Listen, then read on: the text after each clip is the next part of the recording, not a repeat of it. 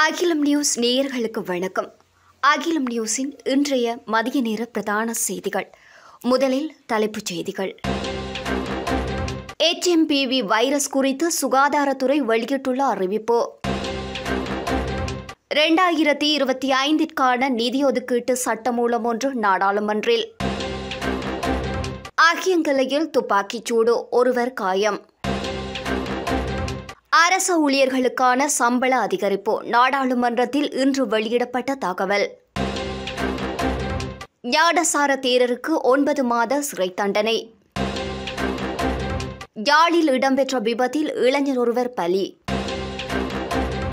77வது சுதந்திர தின விழா தொடர்பில் விதிக்கப்பட்டுள்ள கட்டுப்பாடுகள். சவேந்திர சில்வாவின் அலுவலகத்திற்கு பூட்டு. நாட்டில் அதிகரிக்கும் மழை வீழ்ச்சி. மாமனாரை அடித்து துன்புறுத்திய உப போலீஸ் பரிசோதகர். தொடர்வன விரிவான செய்திகள். தற்போது சீனா முழுவதும் பரவி வரும் HMPV வைரஸ் குறித்து இலங்கையில் தேவையற்ற அச்சம் கொள்ள தேவையில்லை என ஸ்ரீ ஜெயவர்தனபுர பல்கலைக்கழகத்தின் நுண்ணுயிரியல் துறை பேராசிரியர் நீலிகா மலேவிகே தெரிவித்துள்ளார். கொழும்பில் நேற்று இடம்பெற்ற ஊடக சந்திப்பில் கலந்து கொண்ட போதே அவர் இதனை குறிப்பிட்டுள்ளார்.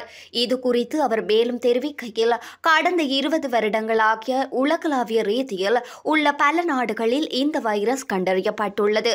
அத்துடன் அந்த வைரஸ் 2023ஆம் ஆண்டு செப்டம்பர் மாதம் இலங்கையிலும் கண்டறியப்பட்டுள்ளது.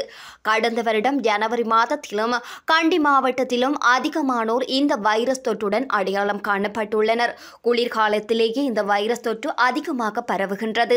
இதன் காரணமாக இந்த வைரஸ் குறித்து இலங்கையிலும் உலகளாவிய ரீதியிலும் அச்சம் கொள்ள தேவையில்லை என பேராசிரியர் நீலிகா மலேவிகே தெரிவித்துள்ளார். 2025ஆம் ஆண்டுக்கான வரவு செலவு திட்ட நிதி ஒதுக்கீட்டு சட்டம் மூலம் இன்றைய தினம் நாடாளுமன்றத்தில் சமர்ப்பிக்கப்பட உள்ளது. குறித்த சட்டமூலத்தின் 2ஆம் வாசிப்பு பிப்ரவரி 17ஆம் தேதி நடைபெற உள்ளதாக குறிப்பிடப்பட்டுள்ளது. 2ஆம் வாசிப்பு மீதான விவாதம் பிப்ரவரி 18ஆம் தேதி முதல் பிப்ரவரி 25ஆம் தேதி வரை நடைபெற உள்ளதுடன் 2ஆம் வாசிப்பு வாக்கெடுப்பு 25ஆம் தேதி பிற்பகல் இடம்பெற உள்ளது.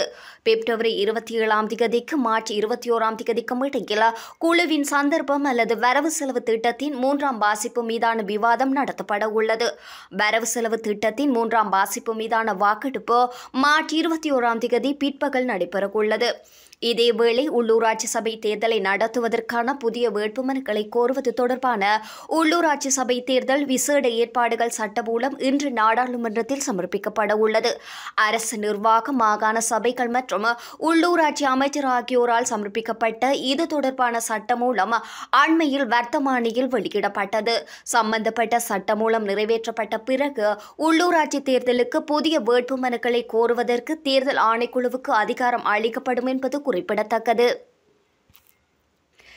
தென்னிலங்கையில் அகியங்கலை பிரதேசத்தில் நடைபெற்ற துப்பாக்கிச்சூட்டு சம்பவத்தில் ஒருவர் காயமடைந்துள்ளார். இன்று காலை காலி மாவட்டத்தின் அகியங்கலை நகர மத்தியில் இந்த சம்பவம் நடைபெற்றுள்ளது. 2 சக்கர வண்டியொன்றில் வந்தவர்களே துப்பாக்கிச்சூட்டை நடத்திவிட்டு தப்பி சென்றுள்ளதாக தெரியவந்துள்ளது.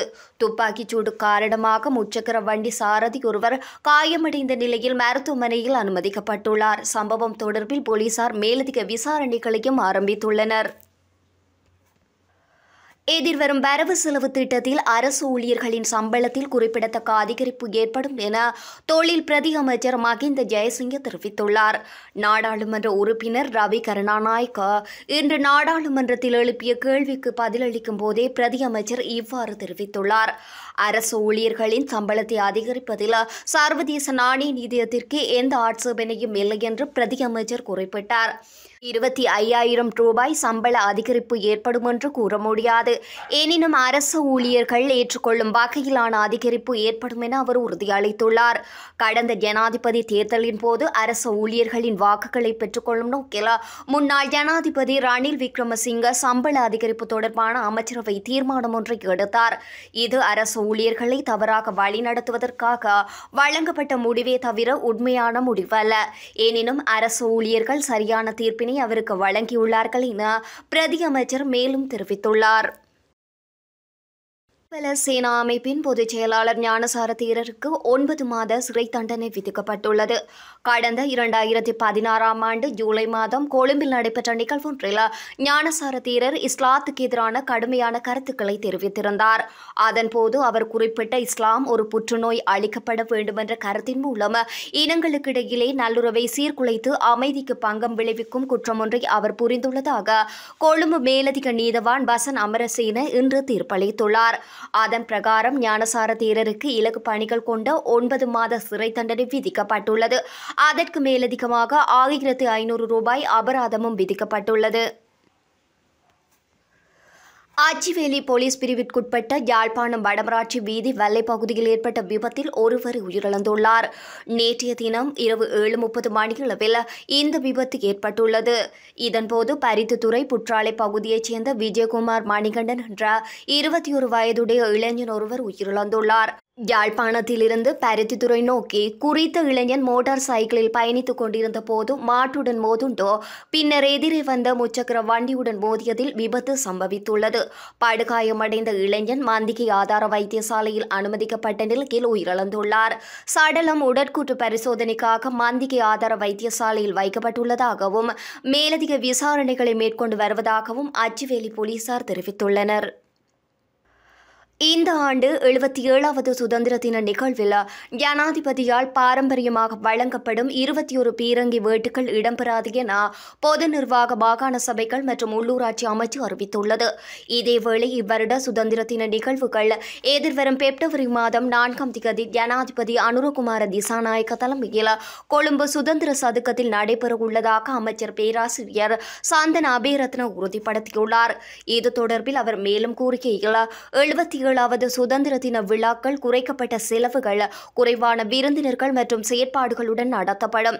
இதன்படி நிகழ்வில் கலந்து கொள்ள அழைக்கப்பட்டிருந்த விருந்தினர்களின் எண்ணிக்கை 3000 1600 குறைக்கப்படும். இராணுவ அணிவகுப்பின் போது ஆயுதம் ஏந்திய வாகனங்கள் காட்சிப்படுத்தும் நிகழ்ச்சி இந்த ஆண்டு சுதந்திர தின விழாவின் ஒரு பகுதியாக நடத்தப்படாது. முப்படைகள் மற்றும் போலீஸ் அணிவகுப்புகளின் இராணுவம் மற்றும் போலீஸ் உத்தியோகத்தர்களின் எண்ணிக்கையும் குறைக்கப்படும். இதேவேளை இந்த ஆண்டு நிகழ்வில் விமான காட்சிகள் மட்டுப்படுத்தப்படும் என்று அமைச்சர் கூறியுள்ளார்.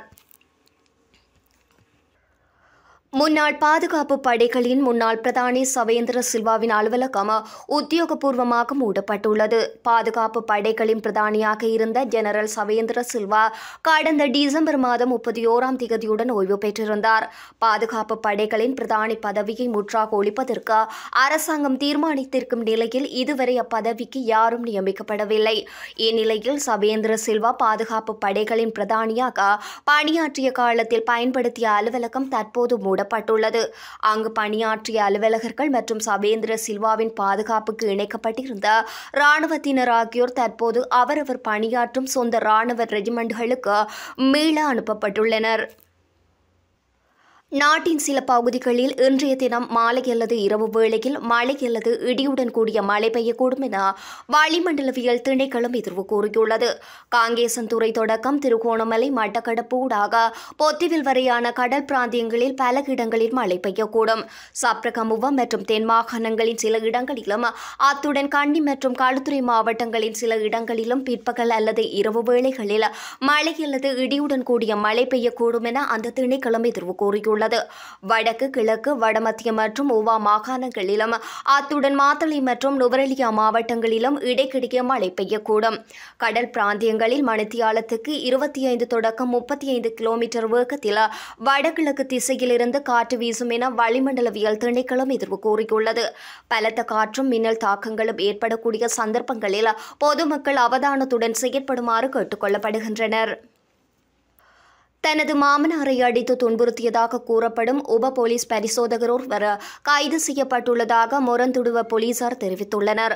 சம்பவத்தில் கொழும்பு பிரதேசத்தில் வசிக்கும் உப போலீஸ் பரிசோதகர் ஒருவரே கைது செய்யப்பட்டுள்ளார். கைது செய்யப்பட்ட அந்த சந்தேக நபர் நீதிமன்றில் ஆயர்படுத்தப்பட உள்ளதாக போலீசார் தெரிவித்துள்ளனர். இது தொடர்பான மேலதிக விசாரணைகளை மொரந்துடுவ போலீசார் மேற்கொண்டு வருகின்றனர். இத்துடன் அகிலம் நியூஸின் இன்றைய மதிய நேர பிரதான செய்திகள் நிறைவடைகின்றன. தொடர்ந்தும் உடனுக்குடன் செய்திகளை பெற்றுக்கொள்ள அகிலம் நியூஸுடன் இணைந்திருங்கள். நன்றி, வணக்கம்.